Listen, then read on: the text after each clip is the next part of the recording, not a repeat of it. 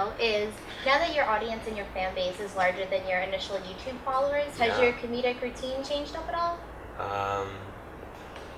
Yeah, it has. Well, what do you mean? What was it? Now that you're... Good start. Now that my following is bigger than YouTube, is my... than your, initial YouTube fan base. Has my what? Your comedic routine changed to sort of adapt to this? Well, I don't know. I mean, it's changed a lot, and probably for a lot of reasons, but I would say 95% of that reason is starting at 16 and being 21. Like, a lot of things have changed. You know, like, I didn't go... I stopped, being at school. I mean, my whole life really changed. But I'd say the biggest thing that's affected my material is just not being a little 16-year-old piece of shit. Really, people say that, like, well, how have you changed? It's like, just think of what you thought of when you were 16, like what you thought was cool, what you thought was funny, and what you think's funny now. And I'll probably say that again in 5 years. Okay, and then because of the popularity of YouTube and how easy it is to just sort of see comedic acts online, people to post their own videos, do you think that live shows are becoming obsolete? No, I think they're becoming. No, I think the plunging of record sales and everything are making live shows necessary if people want to make money or anything. But no, I think that's great, and I don't mind people like recording my shows and post them online and stuff. I mean, it sort of sucks when you have bits that you're working on, and then like you have it out there before you really want it to be out there fully. But no, I don't think it makes it obsolete. I think it makes it, as performance becomes so much more impersonal, via the internet and TV and stuff. I think it makes it live that much more magical. I don't know. People see the internet as this big enemy, and it's just not. Squeak.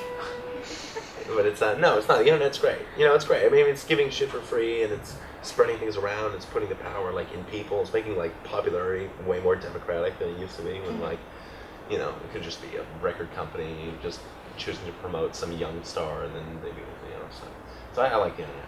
And if it makes a bunch of multimillionaires millionaires, who cares? Yep. Thank you. No problem. And we want to know, you've worked as a contributing writer for Wired magazine. I do. A freelance writer for the Nickelodeon show Back of the Barnyard. And you have a website called Nerdist.com. Is stand-up still your main interest, or do you see yourself eventually sort of moving into more of the writing aspects?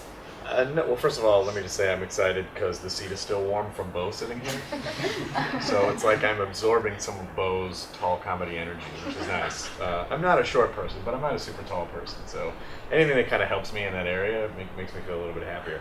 Now, to your question, I like both. I like both for different reasons. Stand-up's still my favorite thing, but I like writing because it kind of provides a different kind of satisfaction that stand-up doesn't. And with stand-up, you don't really write stand-up the way, because I wrote a book, and that's just a different type of writing than joke writing, where you kind of get up and you work out the stuff on stage. And with book and magazine writing, it's it's just you realize how many words you can cram onto a page. So it's more volume, I think.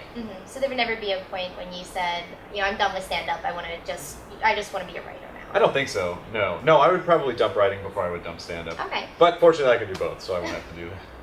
Then you've embraced the nerd concept. You have a website, Nerdist.com. You're the host of Web Soup on G4. Have you always been this comfortable with that label, or is this something that you had to grow into? No, I wasn't comfortable with it at all, because when I was growing up, it was not a cool thing to do. If you're into nerdy stuff like computers, video games, or whatever, those were just things that really only nerds were into when I was growing up, and now everyone is.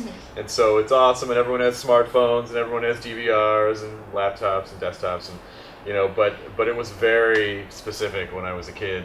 So it wasn't really until maybe 8 years ago where I was like, I think it's actually okay to be a nerd now, because nerds are billionaires. So it actually there was a weird kind of coming out, like, oh, I'm excited about it.